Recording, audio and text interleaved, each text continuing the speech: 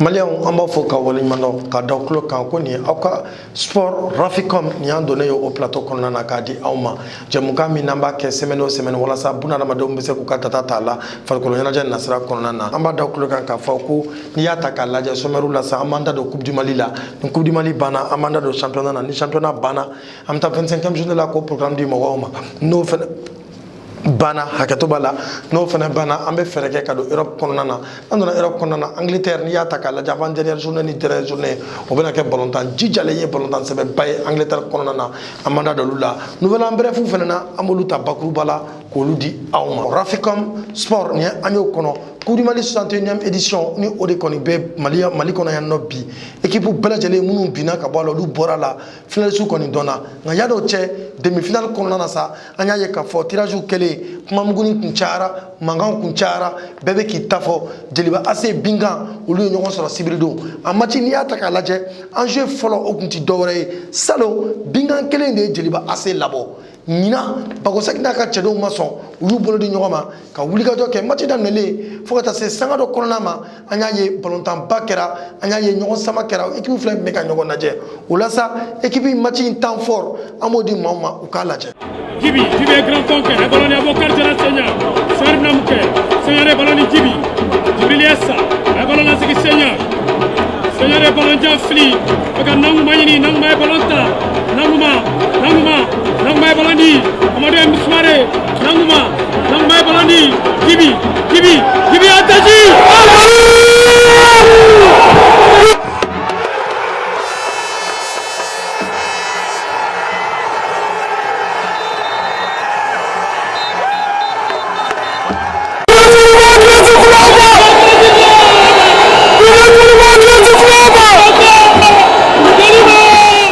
an sigilen kana an ka kumaso kɔnɔ temps fort dilen aw ma aw ka lajɛ aw bɛɛ ye faamuyaliko kɔnɔna na o kɛlen Coupe du Mali kɔnɔna la tuguni Bagosaki ye kumakan minnu fɔ an b'o latɛmɛ maaw ka se k'o yɔrɔ la faamuya bɛɛ k'a ka tata ta o fana kɔnɔna la. I y'a fɔ cogo min na match kun ka gɛlɛn mais an yɛrɛ tun b'a dɔn depuis an mana k'a fɔ balontan nɔgɔman tɛ parce que n'i ye Binkan ka parcours jateminɛ depuis salon c'est une équipe qui u bɛ ka bonya u bɛ ka faamuyali kɛ u bɛ ka kekunya je pense que c'est une équipe qui est en train d'acquérir beaucoup d'expérience n'i y'a jate yɛrɛ minɛ tu peux pas dire que c'est une équipe de deuxième division qui joue comme ça. Une très très bonne équipe que j'ai beaucoup aimé, qui m'a bluffé. Et raison pour laquelle Balontan Guelara, je suis vraiment content et très fier de la prestation de mes jeunes parce que je les ai dit, le mot d'ordre depuis le début de la semaine, c'était d'avoir la solidarité, plus de concentration et de détermination. C'est-à-dire, Balontan je pense qu'ils ont été à la hauteur. Il faut marquer et ne pas en prendre. Et ça a été le cas. Je dis bravo aux jeunes. Dieu merci. Que à la finale, nous non, c'est l'émotion. Moi, je sais. À Guelara, mais bon, de toute façon, on savait que Nambido avait Munkana, Munkela, et je pense que ces supporters, c'est anti Gouloufou, Kassa Dana, ou Saraton Goulou, vraiment me fait venir nous faire, Alsa ou en soutenir, Alsa ou Atango, parce qu'il y a un Seragan Barangebi, c'est grâce aux supporters. Ils étaient là, même à la 95e minute, on les voyait applaudir, on les voyait dire Djoliba, et c'est comme ça qu'on a besoin d'eux. On a besoin de Balontan d'amener ces gars-là, ou Bandeme, Balontan ces gars-là, ou Bandeme. Franchement, où sera ton boulot? Allah de Boussara. Nous serons ces gars qui Coupe du Mali. Allah qu'on nous a. Bagosaki kumakan tɛmɛlen kɔfɛ ka bɔ yen nɔ ale bi an y'o de fɔ aw ye Jeliba kɔni ale y'a ka ticket sɔrɔ ka taa finale kɛnɛ kan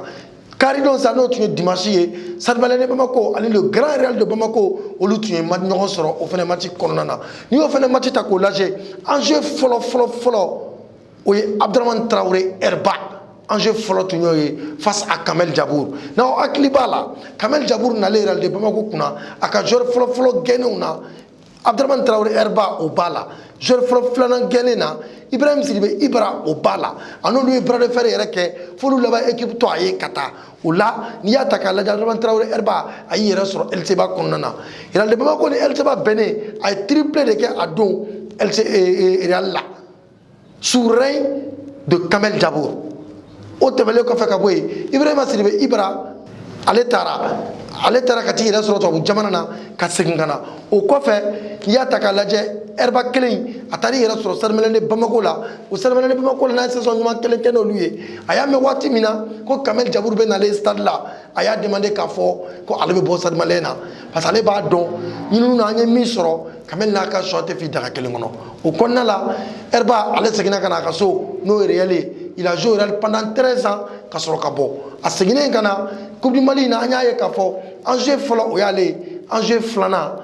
o ye Ibrahima Sidibe Ibra wa an tun ye olu minnu fana ta k'a fɔ n'olu de bɛna match in gɛlɛya Kamel Jabour bolo ballon dɔ de bɛna cɛmancɛ bolo fɛ Herba bɛ ballon faga k'i munumunu dɔrɔn Traoré k'i to dusuti kɔfɛ ka gɔlɛ jugu wuli n'i y'a ta k'a lajɛ Ɲare tɛ se ka ballon minɛ a bɛ ballon pɔrɔpɔrɔ k'a bila Ibrahima Sidibe bɛna ka ballon placer 1-0 ka taa Real de Bamako o kanu na o kɔnɔna na sa Sadio Mané b'a da turu la k'a da jaba la ka ko bɛɛ lajɛlen kɛ Sadio Mané tɛ se ka sebaya sɔrɔ match bannen an jiginna dugu ma vestiaire kɔnɔna la an sera ka kunnafoni minnu fara ɲɔgɔn kan walasa k'o di maliyɛnw ma u ka nisɔndiya Real supporter bɛɛ lajɛlen ka nisɔndiya an y'a ye k'a fɔ Abdraman Traoré Herba ani équipe bɛɛ lajɛlen fara ɲɔgɔn kan ka dɔnkili dɔ da vestiaire kɔnɔ ka dɔn kɛ vestiaire kɔnɔ nin kɔnɔna na an bɛ Malamine Touré n'a bɛ fɔ a ma Malabilenni an bɛ Mala fo k'a waleɲuman dɔn ale de directeur sportif ye Real kɔnɔna la bi a n'a ka joueurs ye cohésion kɛ vestiaire kɔnɔ u ye nisɔndiya mun yira an b'o vidéo passer aw bɛɛ lajɛlen k'o vidéo fana lajɛ.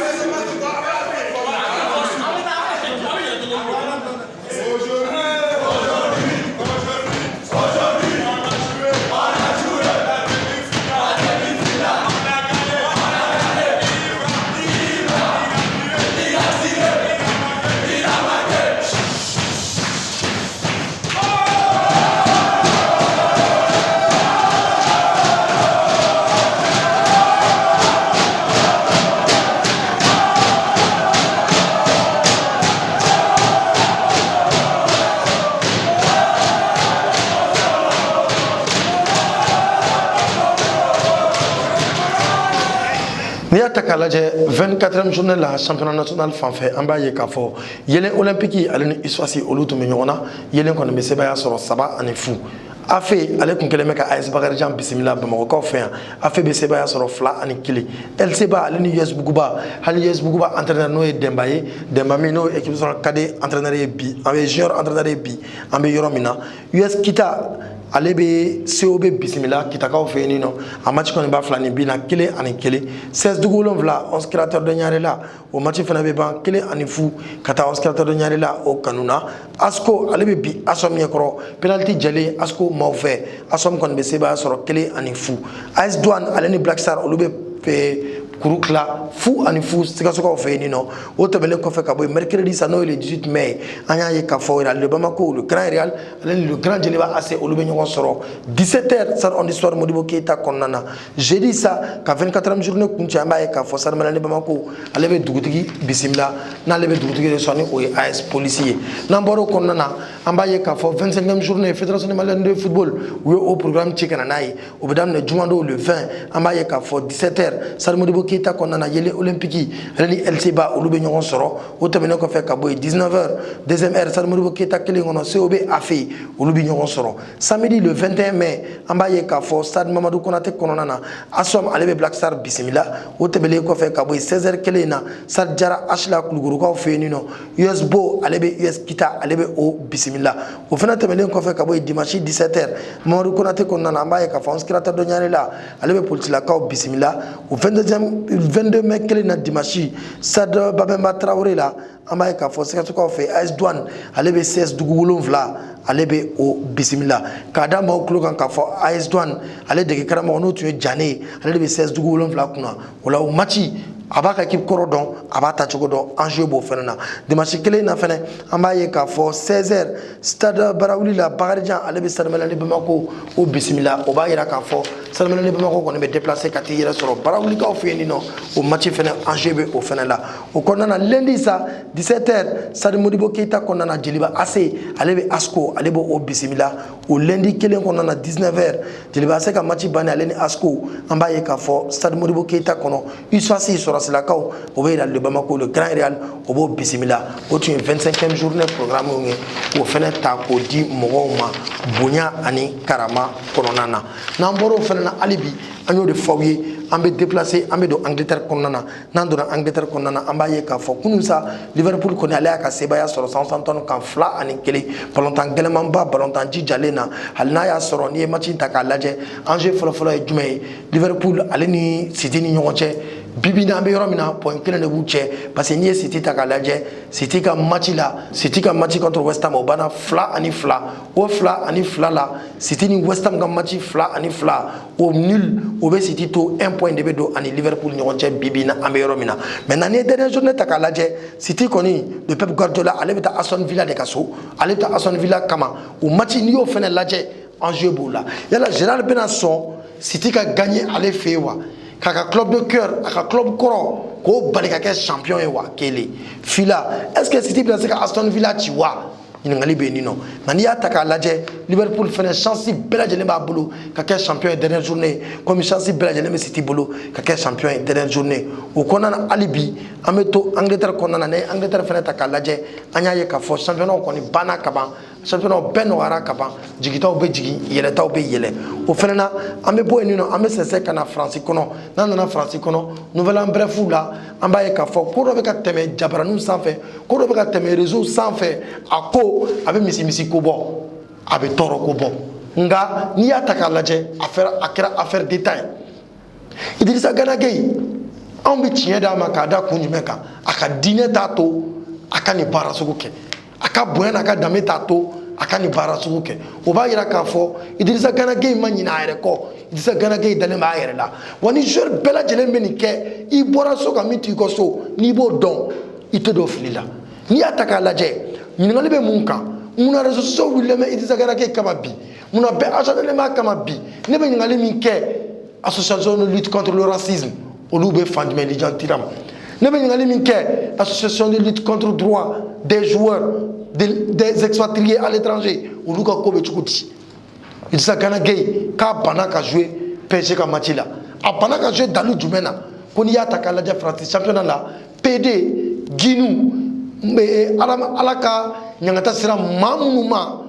olu ka don dɔ de bɛ suganti France championnat kɔnɔ parce que u bɛ kasabiba don France championnat na u bɛ wariba don France championnat na u bɛ journée dɔ de ta olu ye o journée la bɛɛ lajɛlen bɛ maaw couleur falen ka kɛ maaw multicolore ye ka jouer n'a ye nin y'a san 2 ye n'a sera Idrissa Gana Gueye bɛ ban ka jouer a bɛ taa tribune na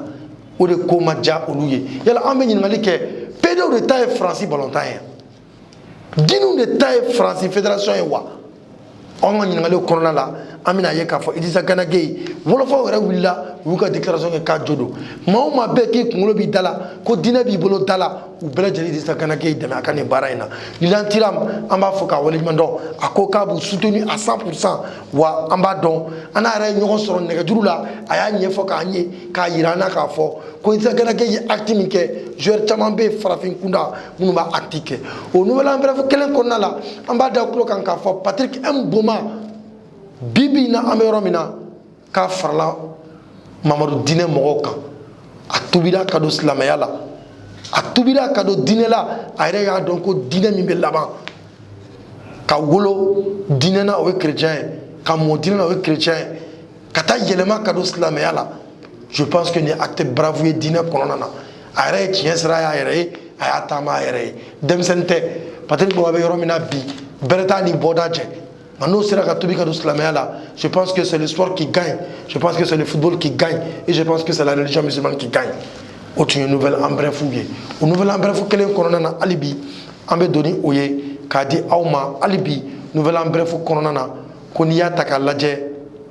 Ambe minda au cloquant.